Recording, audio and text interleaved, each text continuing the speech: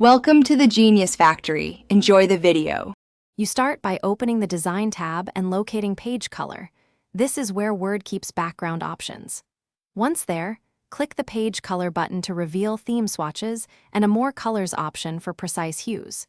If you need a consistent brand shade, choose Color's right arrow Customize, then enter RGB or HEX values.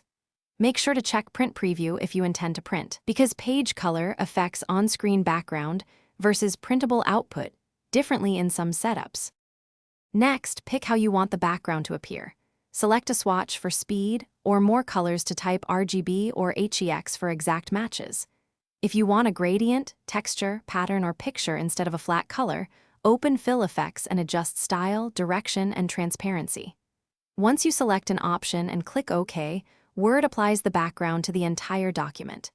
If you only need one page different, insert a full page shape, send it behind text, and lock its position.